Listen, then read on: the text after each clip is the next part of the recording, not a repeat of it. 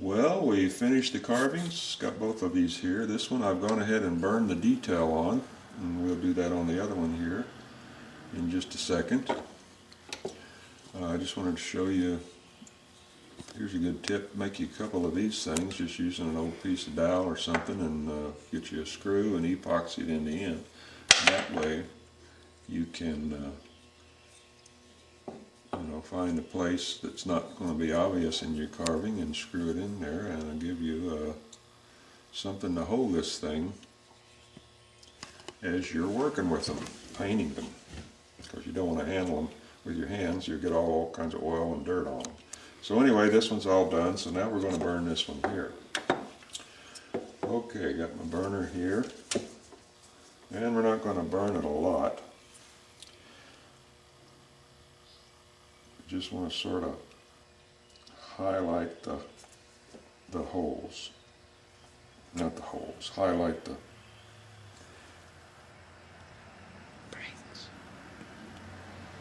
bone plates. Just a little dark there.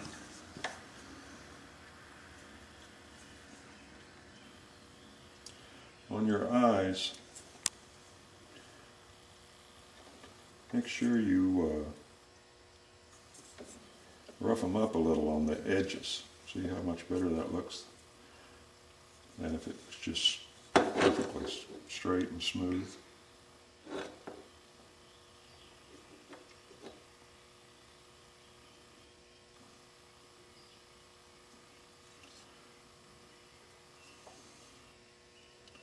And when you're doing things like this, if there's one thing I'd like to impress upon you, is take your time, do the research, and try to get it as close to the real thing as possible. You don't want your skull looking like a cow skull, because it's not. It's a buffalo skull. That's why it's important to get your horns correct, the shape of the skull correct, because if you don't, it's just not going to look right, and you're not going to be satisfied with it. And although people might say, oh, you're doing a wonderful job, oh, isn't that terrific, all that stuff, you know, it's yourself you have to be satisfied with, not them.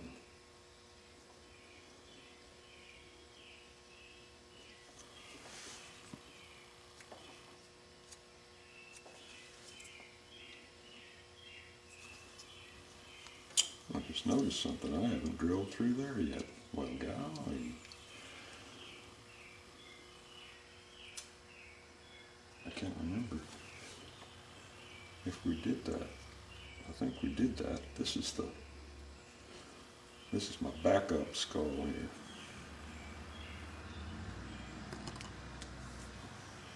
Got so many skulls in the works here, it's hard to keep track of them. Okay, so that looks pretty good. That's all we need to do there. But there's a couple more things you want to get. You want to get these holes, nerve holes, vein holes. You just do that with your burning pin.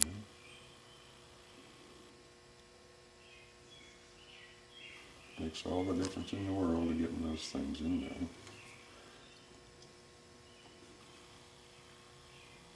Alright. Now on the horns,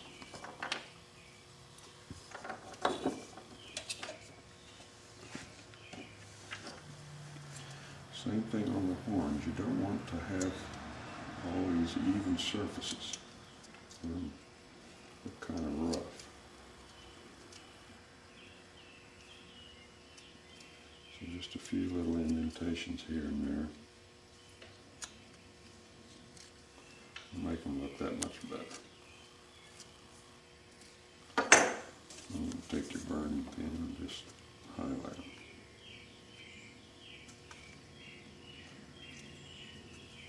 This is going to be painted black, so it's really not critical that you...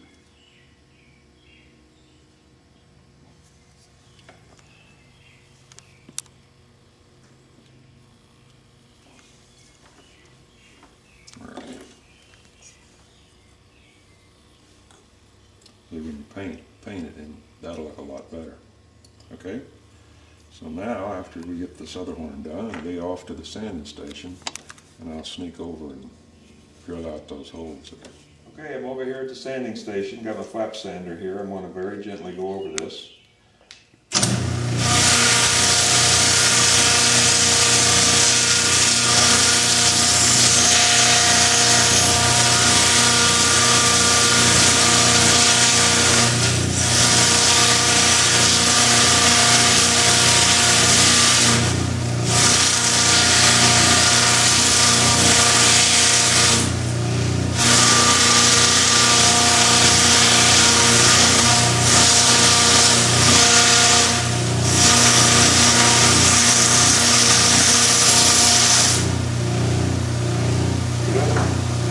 My horns, always support the end of your horn.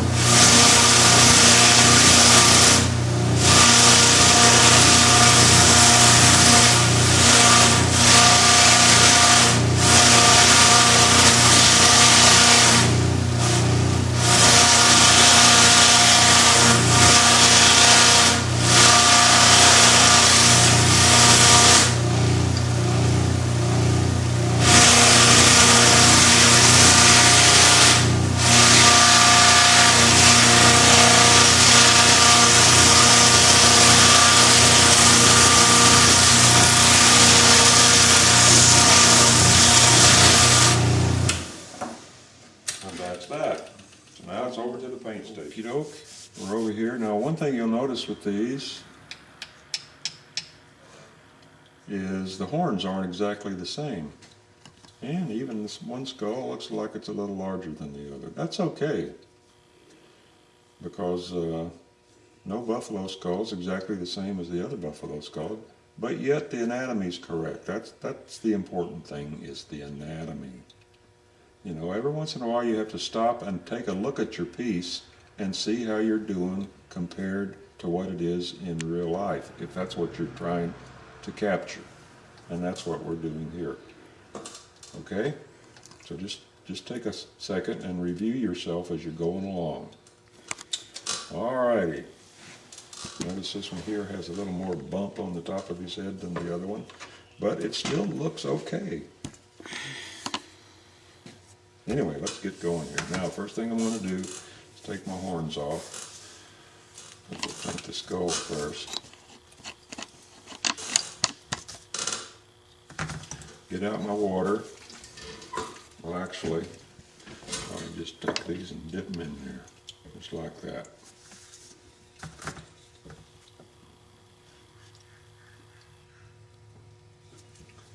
Now, notice how they changed color? Now that works to our benefit, because contrary to popular belief, bones are not pure white. And if you try to make them pure white, your carving's just going to not look right. So here I've got my white. These are the colors we're going to use. We're going to use white, yellow ochre, midnight blue, and naturally black, and probably a little dark burnt umber for the horns. Okay? But we're going to start with white. So I'm going to squeeze me out a good dot here of that. Get my big old A-N brush here. And just start putting this on here. And you don't need to watch me lay all this color on, because all I'm doing is painting this thing white. Okay, we've got the white on there. And you can see, hopefully, that the wood is still showing back through. The color of the wood is still showing back through. This white has just a little bit of yellowish cast to it. That's fine, because bone is not white. It has color to it. And although white is a color, I guess, we're going to put a little more. So I've squeezed me out a little bit of yellow ochre here. We're not going to use very much of this. We're just going to use a little of it to highlight certain areas of the skull. I just want to wash it out.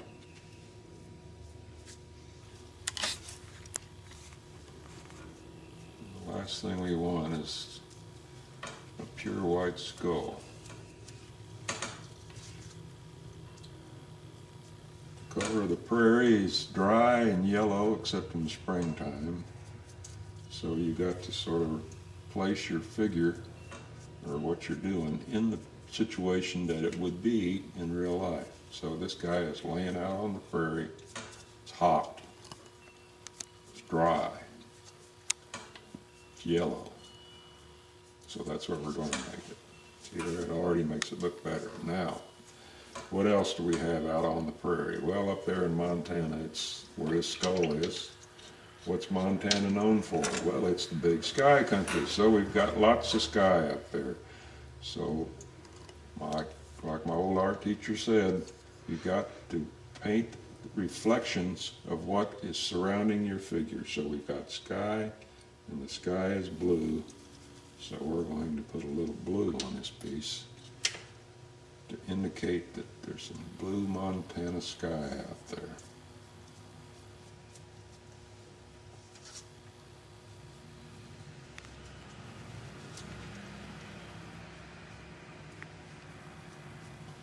Doesn't take much, just a little bit, This area back in here we'll put a little bit more in just to create some shadow and interest.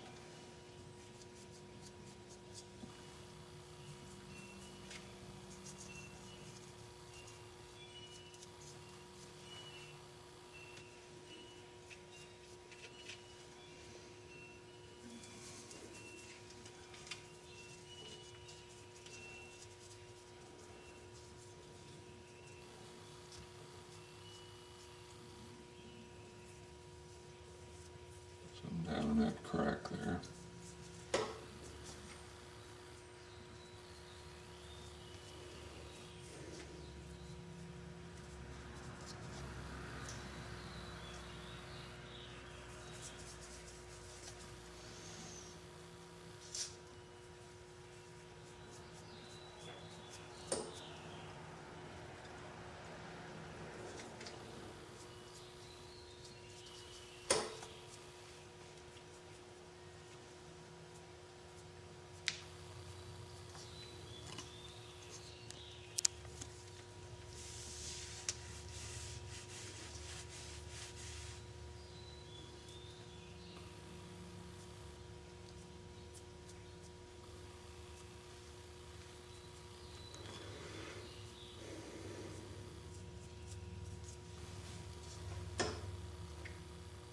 That looks pretty good, except for that spot right there.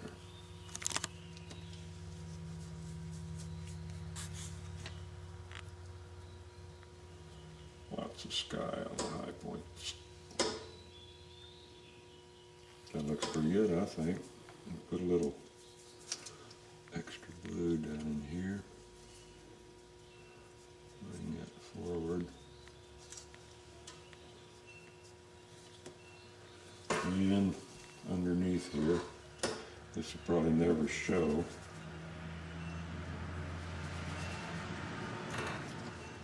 put some in here.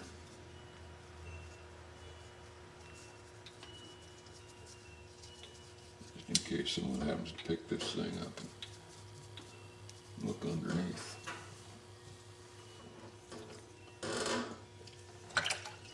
I'll show you a little trick here. If you get your brush real wet, and you just paint it over the surface, you get what you want. Is you want water down in all those little cracks.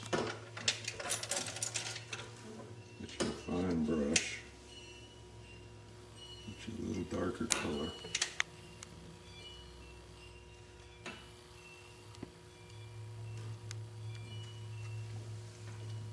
And if you touch it in the deepest crack, your the water will just wick it down into the other cracks, hopefully. See that? See it crawl? Did you see that? See that? See how it crawls? That's how you can highlight areas without, having to paint into them. So let's just review that again. First of all, we're going to sort of flood the area with water. Make sure we don't have any bubbles in there. Get a little bit of the paint. Doesn't take much. And you want to touch the deepest crevice, right there. See how that wicked? Really wicked there. See, it just crawls around. And you can do the same on these cracks. See, well, now if you notice it didn't crawl, that's because it wasn't wet. So we'll wet it down. We'll take a little of the color and we'll just touch it. Right there, see?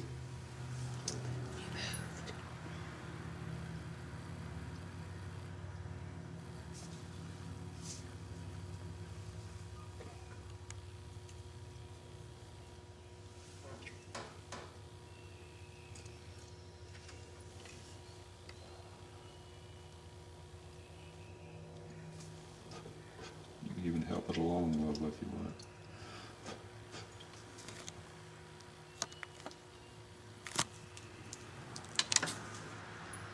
We'll even do it here by those nerve holes.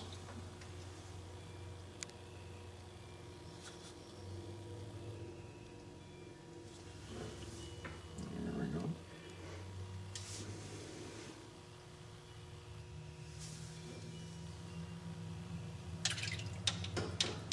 Okay, so now we got our white on there, so the next step is the black for the eyeballs.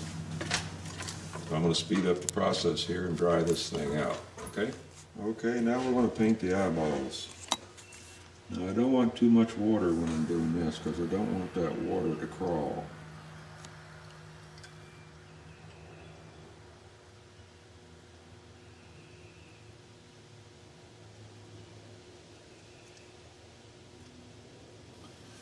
And the first thing I'm going to have to do is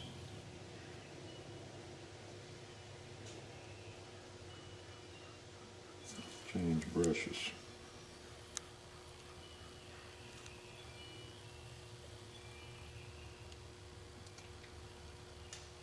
Maybe not, you'll see.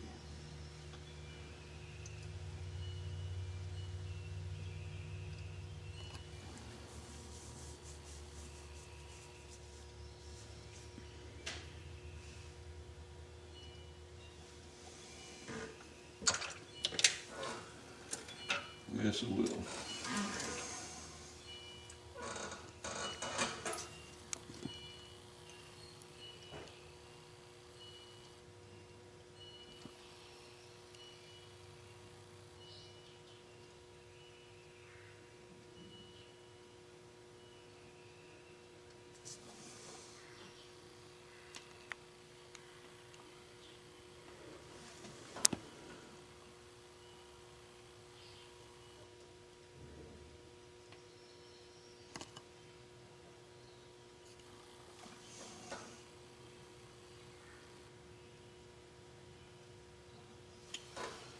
I just want a thick, I want a thin rim around the eye.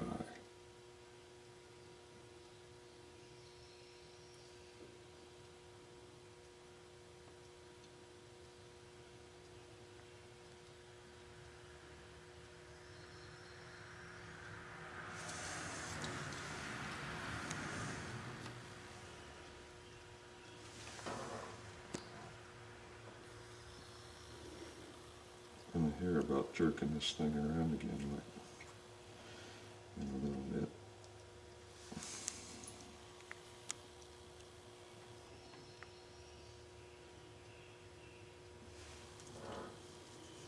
That looks pretty good.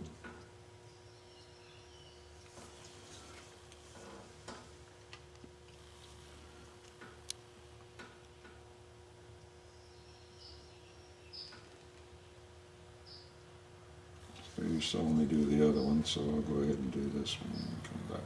Okay, I've got my eyes painted, and what I'm doing now is I'm accentuating these grooves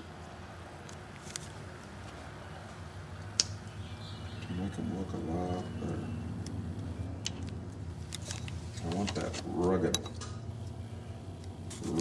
rough outline of the eye sockets. That's what I'm after.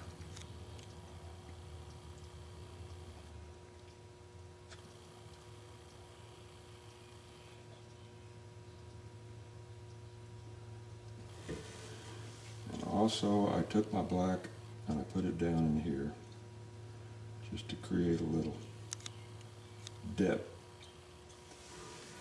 What are you looking at? Okay.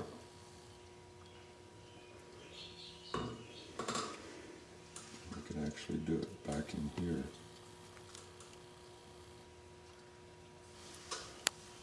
To do the same thing.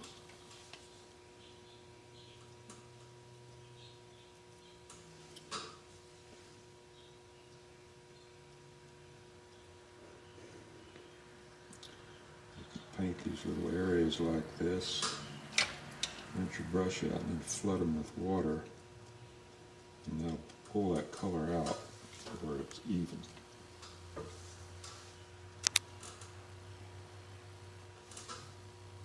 I like the way that crawl looks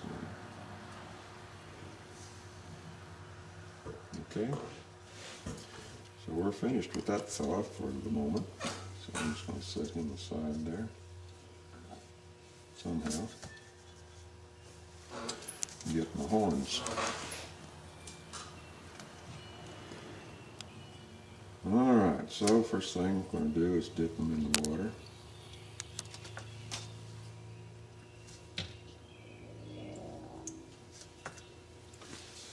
And I've got me some black here, and I've also put me some brown there. Get my big brush out here.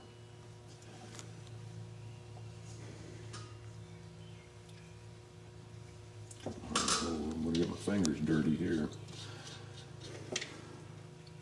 And I'm going to paint them brown first.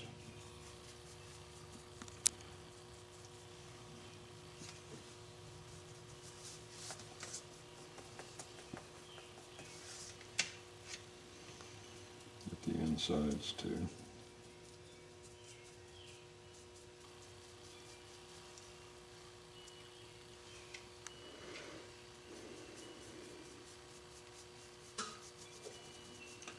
Remember, don't pick your skull up until you go wash your hands. You don't want any brown on that skull. Okay, I got one done. Looks like I'm going to have to get me some more brown here.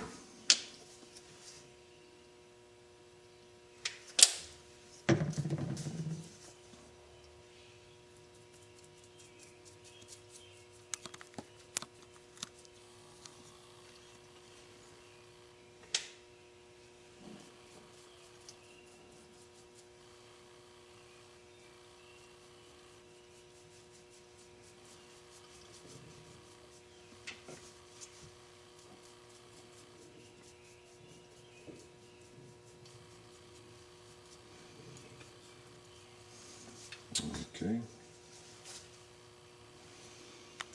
Now we'll switch over to black. And you might think that that black is covering that brown completely, but it's not.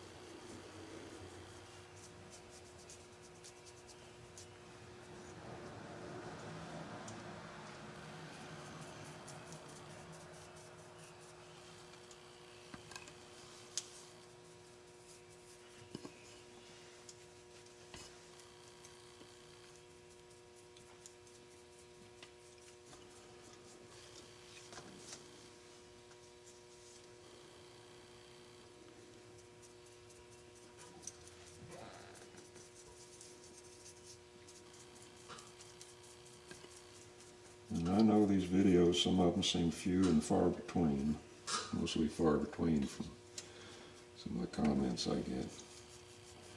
Well, you know, I'm not doing this just for you all.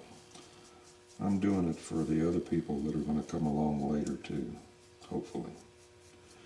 The ones maybe 5 years from now, or maybe next year, maybe a couple months from now, or whatever, go to my site and say, hey, you know, that buffalo skull really looks like an interesting project. I believe I'll do that. Or maybe it's something you can't do right at the moment, but you can do it a few months from now. You know, it'll be here for that, or be there for that. So,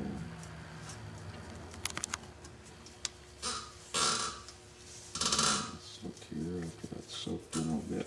Go back and touch these things up. Hopefully you can see that brown. It's still there. And that's what we want.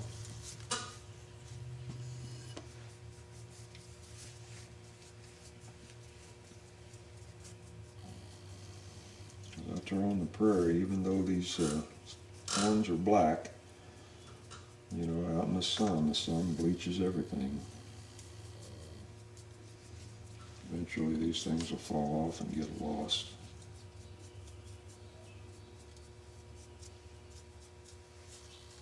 Okay, there we are. So, I'm going to let these dry. Let me speed it up here a little bit. And then we'll come back and we'll put them on the skull and see what we got. Okay, I've got the horns on there, just sort of a test fit. What I'm going to do now is I'm going to go ahead and glue my horns on, make sure they're in the right position, line them up good. Make sure you have the right horn to the right side and the left horn to the left side. And I think that looks pretty good. I think I'm going to move those back just a bit. That looks better. I'm going to set this out in the sun to dry because I still have a couple more things to do to it before it heads over to be varnished. Okay? So we'll be back in just a bit. It's been about 2-3 hours now. I set this outside, so this is good and dry. I've glued the horns on. So now I'm going to do a little bit of dry brushing on it just to bring out these horns. I'm not going to dry brush the skull, but I will dry brush the horns. So I've got me my favorite dry brush tool, which is just a makeup brush. So I'm going to dab a little paint on it and get rid of it as much as I possibly can. And then just lightly dab it on there.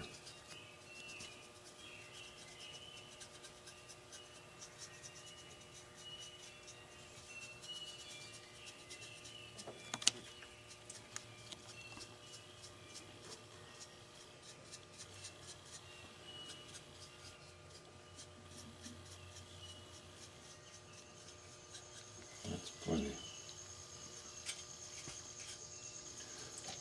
Alright, now I'm going to take my other brush. Get a little straight white on there.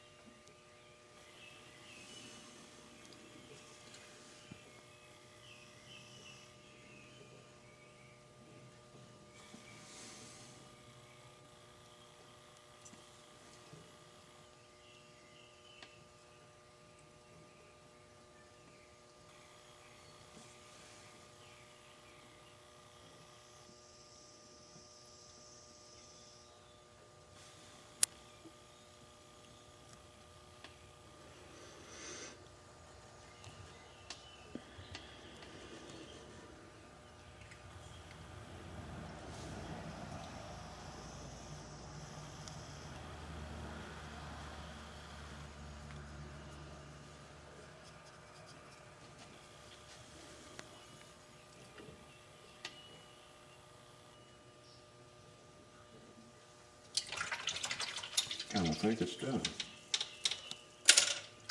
Now, by the time I get over to the workbench and get my varnish ready, this should be dry enough to go ahead and varnish, so that's where I'm going now. Okay, I'm over here at the workbench getting ready to varnish this thing. Now, I've got two things here. One of them is not good for a finish on your wood carvings. Can you guess which one it is? This one. Spray finish on a three-dimensional object does not work. When you spray finish on a three-dimensional object, most of the spray is going to hit the exposed flat surfaces, in this case the front of the skull. When you turn it this way, you're going to hit these areas here inside there. But as you're doing that, you're also getting more spray up here. And as you turn this thing around, you're just never going to get an even finish.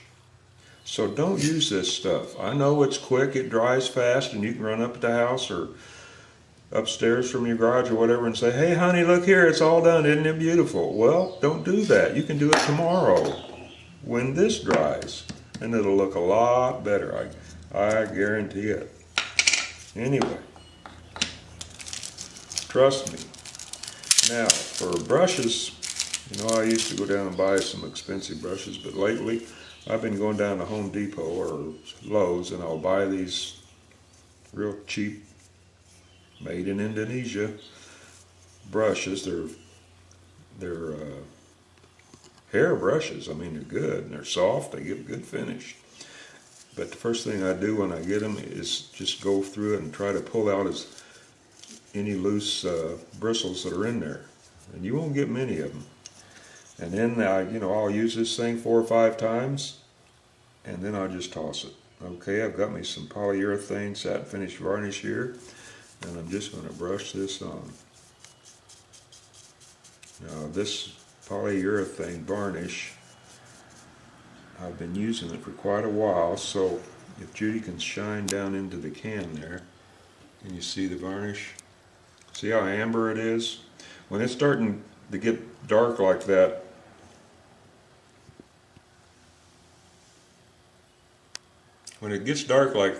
it's getting close to where I'm going to toss it. But I can get one more thing out of it, so I'll go ahead and use it for this skull, because that amber color is just going to make it look that much better.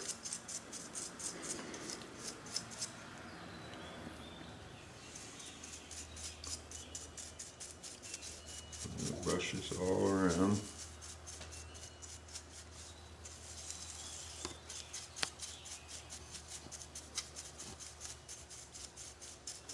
Because this brush is so cheap, I only think they cost maybe about $1.25 or something like that. You can really be abusive with it.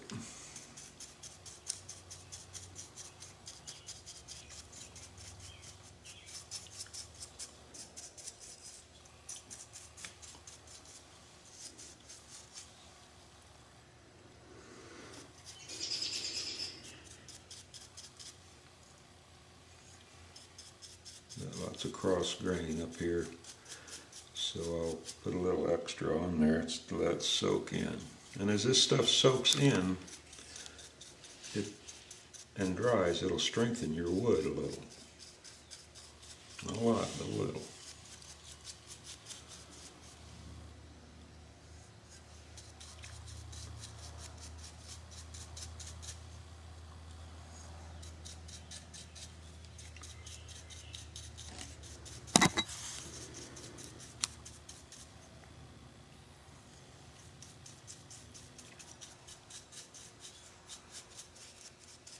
It's already soaked in over here, so I'll apply some more.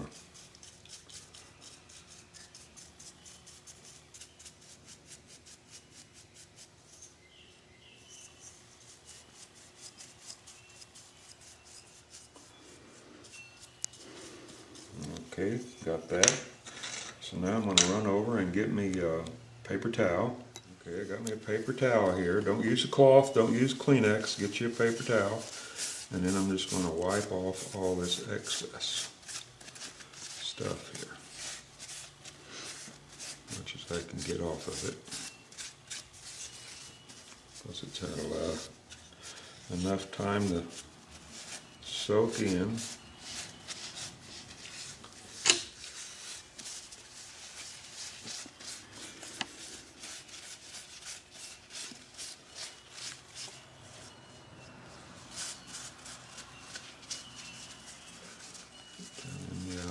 Get that stuff out of there. And there we go.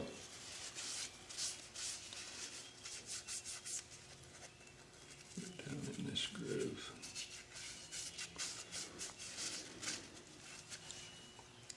Bingo. So there you go. Now I'm just going to set this aside to dry, and once she's dry, I'll set it on a shelf somewhere and wait until I get the opportunity to put it with a carving. Toss that, wash that, and we're finished with the buffalo skull. So I hope you guys have had as much fun making this thing as I have. And until the next project, I'll talk to you later.